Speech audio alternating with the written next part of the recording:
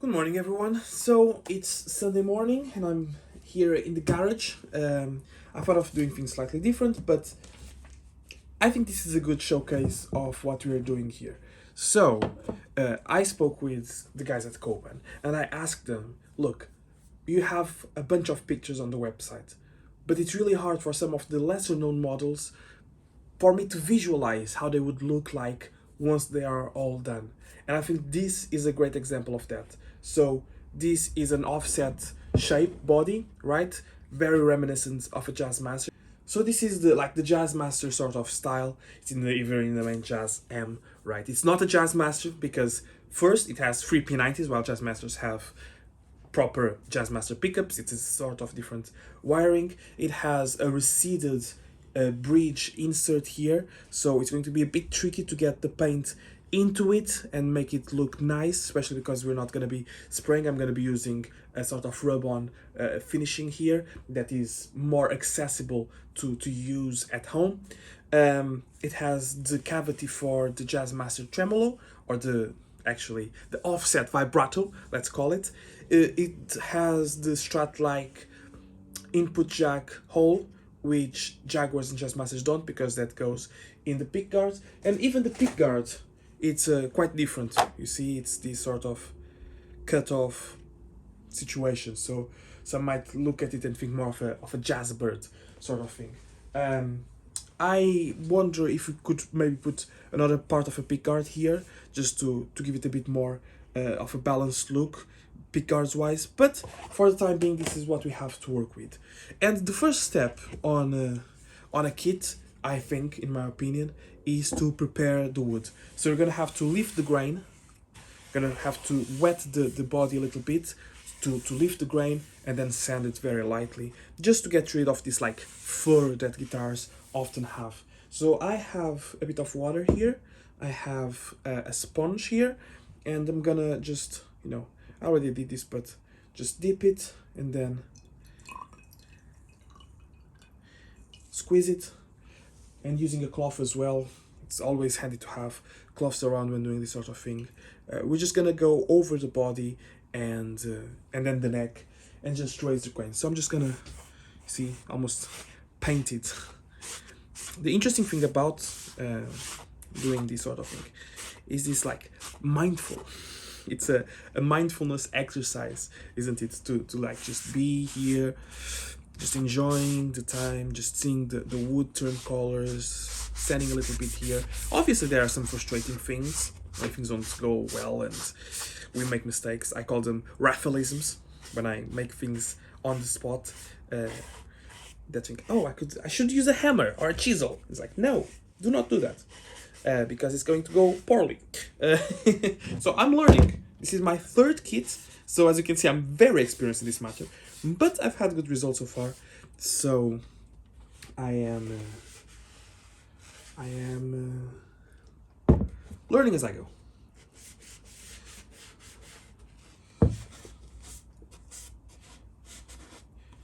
It's a new setup for me as well, with the overhead camera.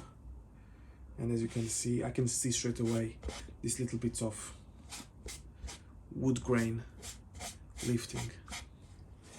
Obviously, these sides will always be with a different pattern than the flat sides, because of how the wood is cut and everything. As I said, I'm not an expert. This is way too much water. This needs this much water. I'm not an expert. I'm just working with Coban to try to highlight the products and the results, and really it's just an excuse for me to be building things, right?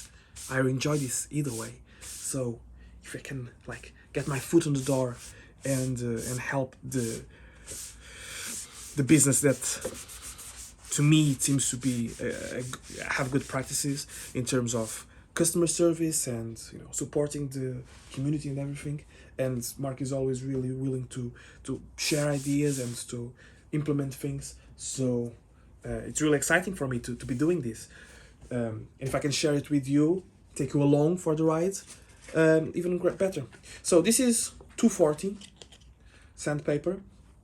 Okay. I like this one that is black because it tends to work better with wet sanding as well. So this is what I'm gonna be using here. So I'm just gonna go with the grain up and down on this two-piece mahogany body. Even that is different because Fender guitars usually use alder, right? So this is a mahogany body. It's not basswood or anything, it's proper mahogany. Even just this look, some people might like the natural look of it, but now I'm gonna sand.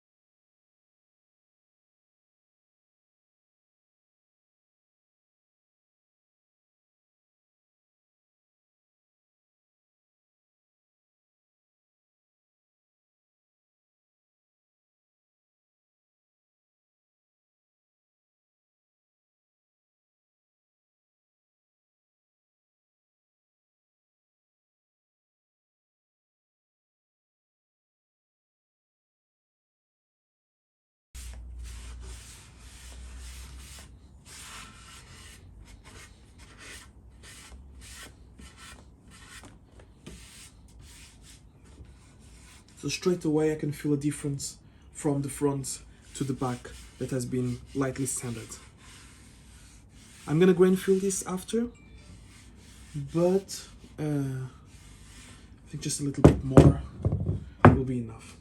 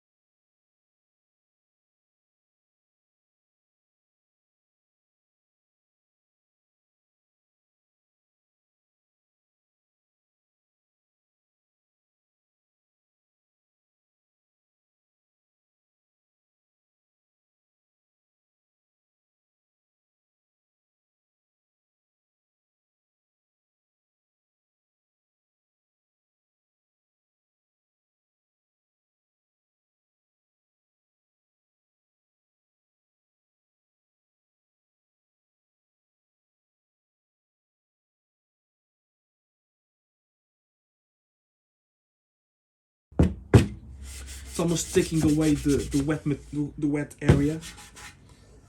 Just check with your hands, because these tiny things, once you put some product on it, like stain or any paint or any dye, it will all start coming up. Now, I have the Angelus leather dye that would work really well in the Jazzmaster, now that I think about it. But promised my daughter, I promised the community, that's going to be pink, so pink it is. I guess if I want a green Jazzmaster, Jaguar offset style, it will have to be out of my own back. Maybe the next one. I do like green guitars. They're not that common. I have this like regal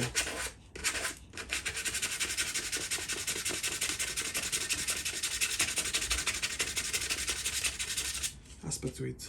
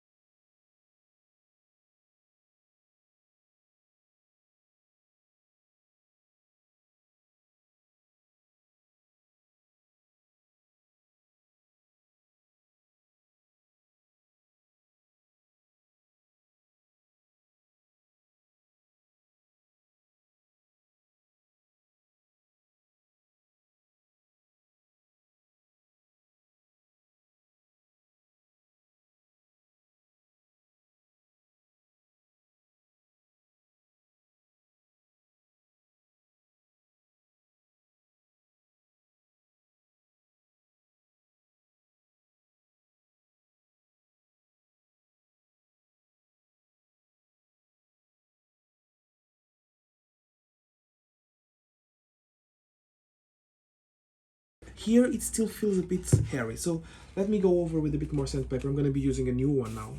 Probably I could still do with this one, but as you can see, it's all full of stuff, so I have more sandpaper to use.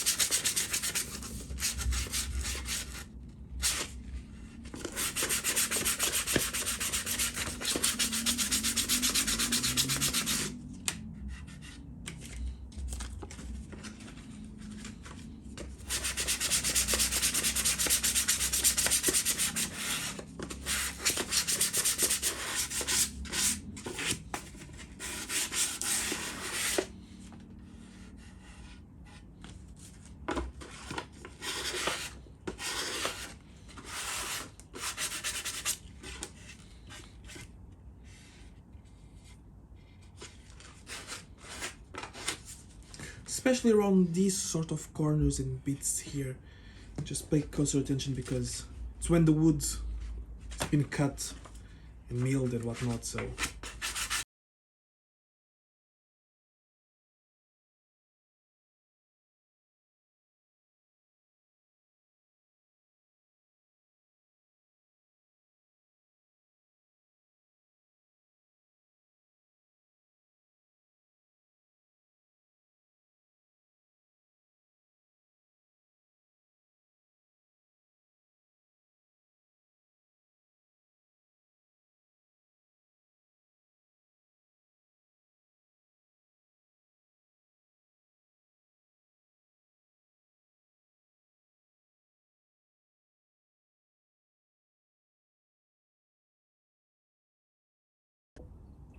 The overhead camera died, so you saw me sanding, you know what sanding is like. So we're just gonna continue here with this one shot. So, because I just want to show you the prep for this body and then I'll go around and get everything. So, the back and the sides, all of it. I'm just going around, I keep checking, finding places. I keep finding places that I thought were done, but they're not quite. I think that you can do, for example, if you want to have a bigger scoop here, I could like sand a bit more, but I don't. But I could, but I don't want to. But here, for example, here.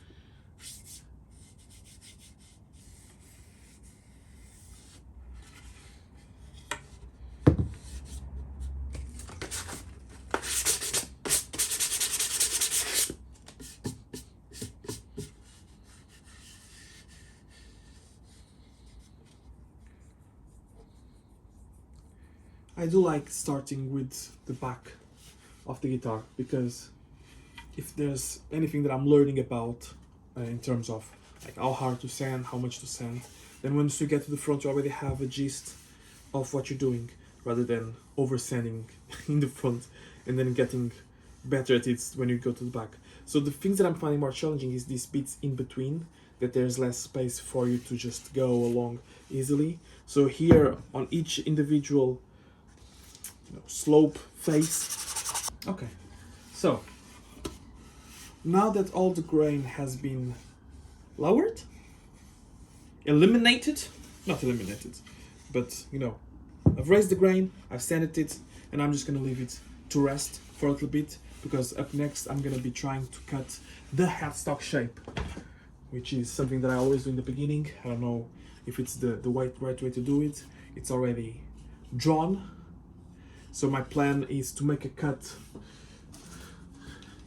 using a hacksaw here, and then using some like a sort of Dremel, try to remove the curve here and shape it.